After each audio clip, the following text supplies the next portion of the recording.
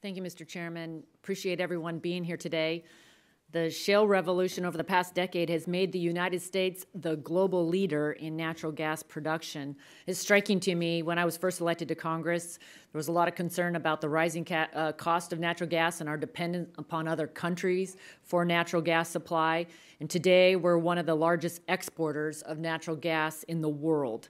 This renaissance of natural gas production has created hundreds of thousands of jobs, decreased prices of energy and home heating, increased American energy independence, and reduced emissions. We should all be proud of this responsible and innovative use of our natural resources. As countries like China and Russia seek to use their energy resources to pressure other countries, America must counter their influence with our natural gas exports. China is building hundreds of coal-fired plants in developing nations as part of their Belt and Road Initiative. Russia continues to use their natural gas, which is almost 50% higher in life cycle greenhouse gas emissions, to influence European countries. If we expand our LNG infrastructure, EIA estimates our exports can more than double by 2050. By replacing these coal plants in Asia, our LNG can reduce GHG emissions by up to 54%.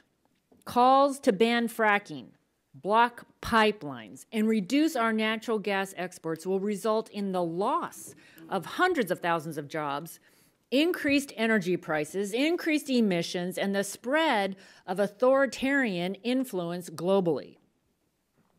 Instead, we should be focusing on continuing to modernize and build our infrastructure so that we can meet the world's growing demand for our clean natural gas.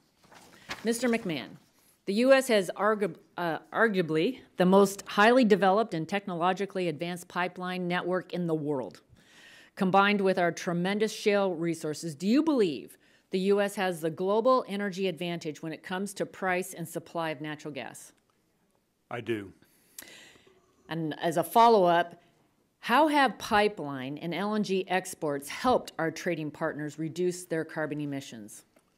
Well, as the pipeline industry has built out the infrastructure, the LNG facilities, a lot of them which were originally designed to be import terminals, are now exporting cargoes.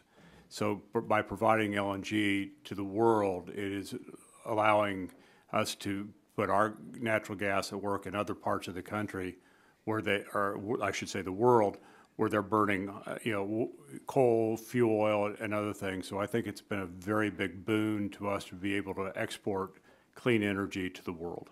Well, and as I mentioned earlier, I believe that we need to be expanding our LNG infrastructure to increase exports to markets such as Asia. FERC is the lead agency for siting interstate natural gas pipelines, and many state and federal agencies have a role to play. They may review aspects of an application, or they may be required to issue separate permits. To Mr. McMahon again, are you concerned that some states are using their permitting authority to block pipelines for political reasons? What I will say is that over the last 5 or 6 years, we've seen it becoming increasingly more difficult to build pipelines in certain areas by inability to obtain the necessary permits. So what suggestions do you have to improve the coordination for quicker decisions? Well, I think that it's kind of twofold. Is the pipelines we typically build are those in interstate commerce, and those are crossing multiple state lines. The idea is that the Commission has found that the pipeline is in the public convenience and necessity, and it needs to be in interstate commerce. And it becomes very frustrating. It kind of goes back to my stability and predictability. Is if you're getting all the way in and you hit a roadblock because the state is holding up permits or refusing to issue or denying permits, then you may be getting to where the gas is actually very much needed, but it's blocked. Right, right, and unfortunately, that's happening too much today. It's happening more than it's ever in my career. Wow. Well, our pipeline infrastructure has been so important, not just to Americans, but also to the rest of the world. So I appreciate everyone being here and appreciate the hearing today. I will yield back.